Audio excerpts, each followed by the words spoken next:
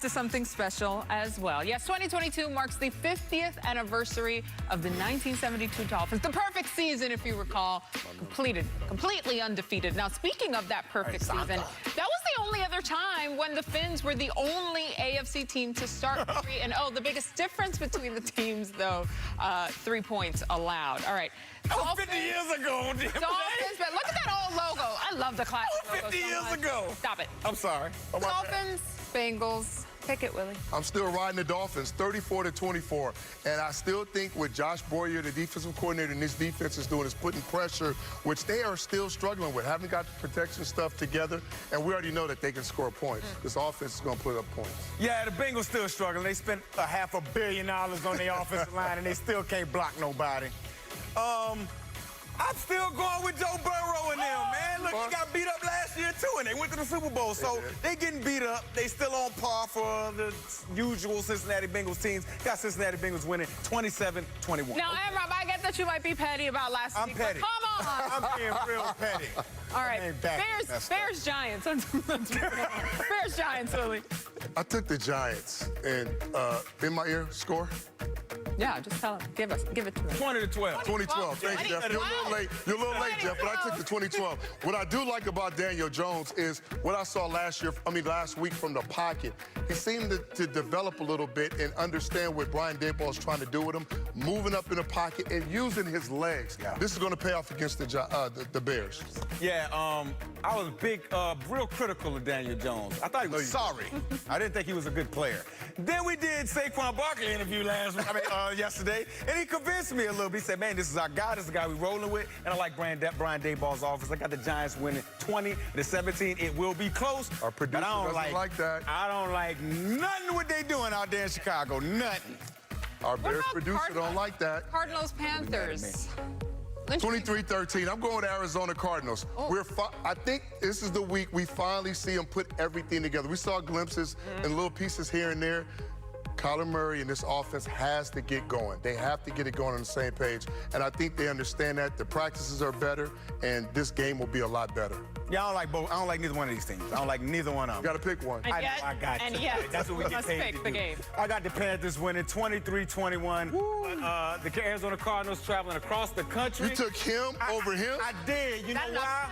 I think there's a gaming tournament Saturday night. You better stop. I'm petty. Titans, Colts is the next one. Willie, who are you taking there? 27-17 Titans. Did you see what Derrick Henry, they're getting this offense going, okay? And I love the offense. I know what they're going to do. They're going to get Treylon Burks going in a lot of different positions. And that defense, that front seven, I love it. Man, look, I got the Colts 26-23. I think that's what I said. Can't see the graphic. That TV is a little bit too small for me, but I think that's what I picked. 26-23. Yep. I just like what I saw from this Colts offense, right? I saw their receivers being healthy. I saw the defense going after some things against Kansas City last week. I think they get their football together. And they're feeling froggy after that win. All right, Jaguars, Eagles. Did you say feeling froggy? Froggy. I think they're feeling froggy. 30-17 Eagles. I know Jacksonville Jaguars are playing good football. Their defense is playing great. They're scoring a lot of points. But this team right here is on fire. Didn't you hear the interview? Yep. Brandon Graham? They're not about to slow down. They're not comfortable at all. Yeah, I like the Eagles, too. 30-17? 30-17. They that much better than them? 30-17. Well, I don't think this is the same old Jacksonville Jaguars. They're not. What did I say? What was the score I said, Jeff? 31-28. I got Jacksonville Jaguars winning. I got Dougie P coming home saying, yeah, I know all y'all, man. I know all y'all. I know how to beat y'all. I think Dougie P gets it done. Hey, Upset Alert is a segment on Friday's show. I don't work on Friday. Yeah. But I do, and that is when you will see my picks on Total Access on Friday when we pick the rest of the games. Great stuff, guys. All right, Hall of Fame quarterback Kurt Warner. Kurt, always great to see you. And I'm going to start us off with a little fun fact. Including the postseason, Patrick Mahomes has at least one touchdown drive in 75 of 77 career starts. You probably knew that already. But one of those two starts where the Chiefs didn't score a touchdown was against Tom Brady and the Bucs in Super Bowl 55, their opponent this week. Is that why Mahomes is in the spotlight? Well, I tell you what, MJ, he's in the spotlight because last week we got Rodgers-Brady. This week we get Mahomes-Brady. As quarterback fans, it doesn't get any better than this. But why he's in the spotlight, and really both of these guys, is because they both are coming off of losses last week. And so it's so easy to panic, but when you look at the quarterback position, especially Patrick Mahomes, there is no reason to panic. I love this play. His awareness is such a rare trait that we don't talk about enough. We've got an out route here, we've got a hook route, and then a quick corner route. And normally this corner route is thrown to the back corner of the end zone. But the recognition of the defense on this particular play, to be able to see the first window throw, you see he's throwing this before Travis Kelce even turns around. Boom, Travis Kelce's head's around, ball's right there. Just unique ability to see things from inside the pocket, and of course the unique ability moving from the pocket. Double post right here. If he's got protection, I think he probably throws the deep post on the outside. But again, the ability to move and keep his eyes down the field and then make crazy throws like this on the move around defenders. Put it on his guy for a big 50-yard completion in this game. So we all want to panic because they lost, but don't worry, they got Patrick Mahomes behind center. They're going to be just fine. And then on the other side, the thing when you look at, I mean, Tom Brady, 45 years old. Things aren't coming as easy for the Bucs this year and for Tom Brady this year as they have in the past. But again, no panic here. If things are good around Tom Brady, he can still make every single throw that you ask a quarterback to make and do it as well as anybody.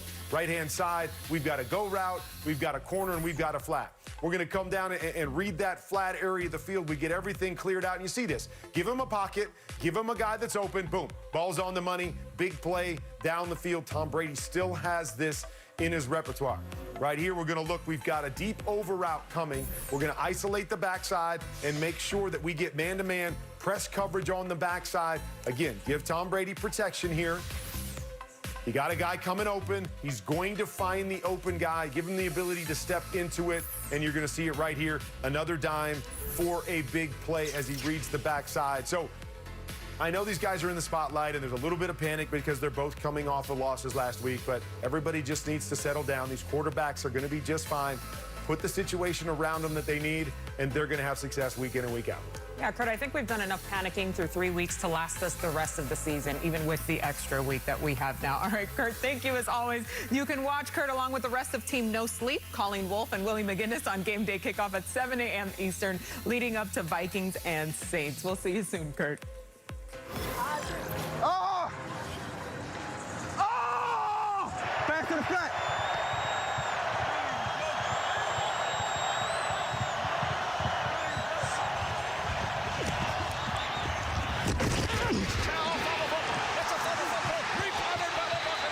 Vita Vea is the guy that lit up Jones, and the ball popped out. The check down's always open. So right when I see them open, I just turn and beeline straight through them. Let's go! Let's go! Time to get to a few game picks. 6 to be exact here, and we will be starting with that Chiefs-Bucks game. But first, guys, the league is keeping an eye on Hurricane Ian, which is ravaging the western coast of Florida right now, so thinking about who are over there. As of right now, there is no change to the game on Sunday. Should there be a change, though, the game would then be played in Minnesota at US Bank Stadium. If you want more information, just head over to NFL.com for the very latest on that. All right, as for the game pick, Yep. who are you taking in this one, Willie? I'm going to take the Bucs, and I'm going to be quick and precise. 26-21. And the reason why I can hang my hat on the Bucs defense, but guess what? Good news. What's that? Gage practiced today. Oh, he gets... Evans is coming back. Okay. And Chris Godwin is coming back. So the frustration that we've seen with not being able to get the ball out and score points, we might have a solution to that. Chris Godwin coming back. Limited. We'll see. Why ain't nobody tell me that? What the hell y'all doing over there, man? I would have totally changed my pick, man. What are y'all doing? Well, I guess I got Kansas City 24-20. But that Chris Godwin thing, man, I We'll would have see. changed my pick. Subject to change at any point before kickoff, Emma. Okay, all right, I'll change it. Meantime, the Dolphins are off.